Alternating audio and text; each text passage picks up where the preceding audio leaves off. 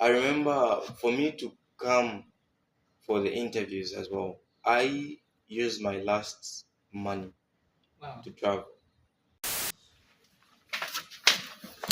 So I didn't actually plan how this is structured. Really? So we're gonna have to freestyle this. Hi everybody, Mudishani.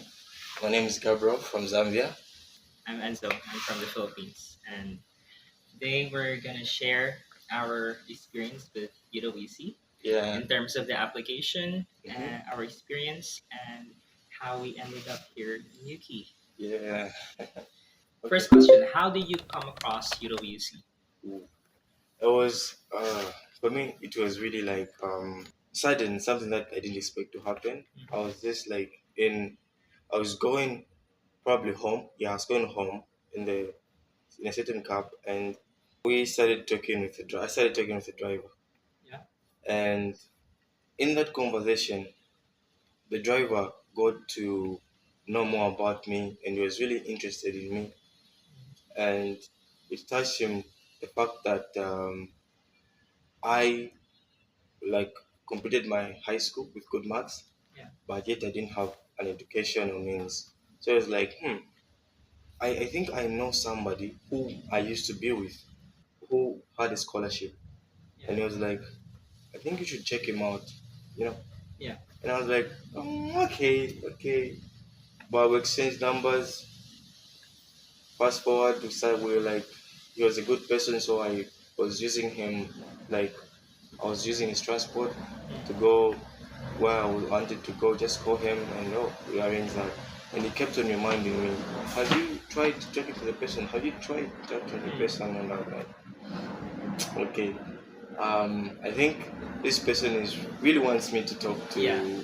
Okay, let me just do and talk to So the you just person. tried it. I just tried it and tried it. Talked to the person. The person told me about UWC, and from there I watched every Miyuki video I could get Milky my video. yeah. I think that's like something that most of us experience actually. Really? Also, when I found out that I was going to Milky, Hmm. I was like watching every video I could find as well. Hmm.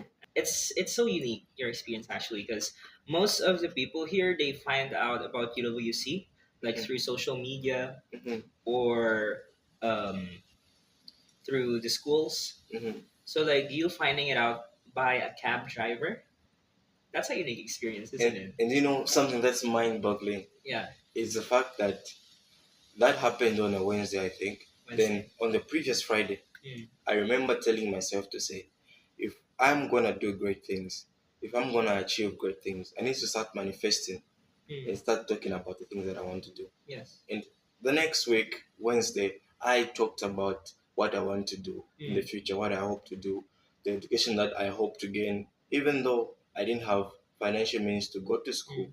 I still was keen into having an education that was like away from the mainstream education, Wow. hands-on, practical. So I was Yeah. just speaking about that, speaking about my vision, speaking about what I want to do, and that starts the driver, and that's how crazy opening up a single discussion and how powerful that is. He also told me that the thing that made him really even talk about that opportunity is because of my humbleness and how much respect I gave him. Mm. So you know how we miss sometimes opportunities by just being rude to people and most especially not opening up and talking about Yeah, things that we want to do. definitely. The week before, you were just thinking about, you were imagining it, and like you Yes. didn't even know that it was a reality in UWC. But Yeah. and then it just like happened to you. It's like pure fate, isn't it? Yeah, just like pure faith. That's why it really took time for me to realize I'm a UWC. Nuki is everything that I ever wanted. Here at Nuki, I'm able to grow as I wanted. Mm. I'm able to actively participate in the world. And I don't know. That's a thrill that I really love about this place. You Yeah. know. For me, Mm. I just came across UWC by searching Yeah. because I wasn't really an excellent student when I was young. Hmm. I was just mediocre. I had like one or two extracurriculars, Hmm. and I was also studying in a public school system, Yeah. so it was all free. But when I got into high school, which was like right after COVID, Mm-hmm. there are these like I don't know some kind of revelation happening to me Okay. and a bit of senses being knocked into me like what do I want to do. Mhm. So I just started becoming more active. I participated in a lot more extracurriculars. I was on a path basically to self discovery Mhm. because what I realized during COVID and after COVID is that I didn't know what I want, Mhm. what I don't want. I was Mhm. just like going with the flow, Mm, really. sure. Mhm. And I wanted to find direction Mhm. because going with the flow isn't something that's really sustainable. Like you can't be doing that for the rest of your life. Mhm. You need to start doing serious things eventually, Mhm. and it was up to you when do you want to start doing it. So I was like on ninth grade. Yeah. I saw this advertisement for a scholarship in Singapore. Mhm. It was like the ASEAN scholarship. I checked it out because I wanted to study abroad. It was like such a crazy thing that I wanted to do, and I didn't think it was gonna happen. But then I checked the requirements, and it was like one of those scholarships where they're looking for academically gifted students. So I just didn't think that it was gonna happen to me. Mhm. So I just didn't push through with that. When I realized that there are these scholarships for high school abroad, I thought that's very cool. But I don't qualify for the one in the Singapore. So like, Namaste, Didi. Namaste. namaste. Yes, Hetu. Mexican.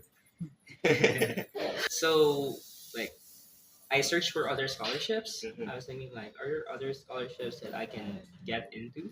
And then I saw there was this like scholarship program called UWC. Whoa.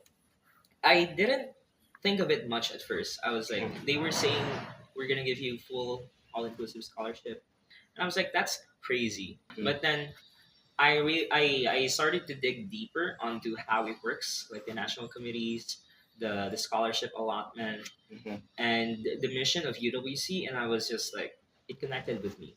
True. Mhm. Hey, I. we're doing a vlog. Yeah. You wanna say hi? Yeah. Yeah, I'm so sorry. No, no, No, no. it's fine. You wanna say hi? Hello. You can't really expect success on the first try. At least Mhm. that's from my experience, and that goes for a lot of other students Yeah. at UWC. Mhm. Most people actually did 2 tries True, true, true. before getting in. How many did you do? I did one, Just one. but I was still would have done it again. Yeah, same. I would have done it again Mhm. as well if I didn't get in. Yeah, that's how how I got to find out about UWC. Should we move on to your application experience, like writing the essay and then interviews? So my application was really, really, really something else. But I remember I knew how much this opportunity meant to me. Mhm. So I told myself I'm gonna give it my all best in the essays, in showing the committee who I am as a person. Yeah. But it wasn't really easy. It came with difficulties because, like, I Course. was living in a town 10 hours away from the capital city where the Mm. thing, national selection was going. Mm. And that's where my dad was living also in Lusaka, back in Zambia. I was saving up some funds, because that time I was like, since school wasn't working, I was like, maybe I might start something that I can do a business or something. So I was saving Mm. up some funds. I remember for me to come for the interviews as well, I used my last money Wow. to travel. Mm. And I was thinking in that moment that there's nothing important that money can use than really opening up doors or chasing Yeah, opportunities. opportunities. And right now, if I look at the money that I spent and the opportunities that I have, Mm. it's like It's nothing. it's nothing. Yeah. you know, Mm. that was when I wanted to like have my dad sign some documents and Yeah. to be close to him to do everything. So I used my last money to come and go back. And I remember that day when coming in the bus, I was writing my applications, literally writing them in the bus. And as I reached at my dad's place, he signed the document, certain days to be signed, and I submitted. in the night. The application went in, and from there now it was waiting. So then, um, after that, I had to go back. Now here comes the problem. Oh, it's a good thing. I Mhm. got shortlisted, and I was so happy. Yeah. And the problem now was I didn't have money to come For the interview. for the interview. Yeah. I really didn't have money for the transport fare, and I have friends who are in college, and I literally had to borrow money from the student bursary of my friend, and told him, bro, I'm gonna give you back, bro. I need to go. Yeah. And he's like, okay, as soon as it's reflects in my account, I'll send it to you. They put the money, and immediately he lent it to me, and I bought a ticket, came, went to Lusaka for the interviews. And from there, the interviews was really nice, but it was really quite competitive. Everybody was excellent, they Mm. had big minds, they were very intelligent, they were just really interesting people. And at some point, I was like, okay, it's a tough game. Yeah. I don't know how possible it is, but I told myself that I'm gonna try my best Mm.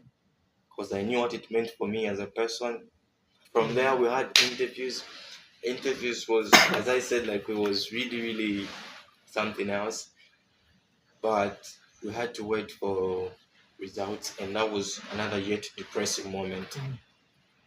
Were you not enthusiastic about the results? Like, did you not think you're gonna get in? Ooh, I don't know. I was just like, I don't know.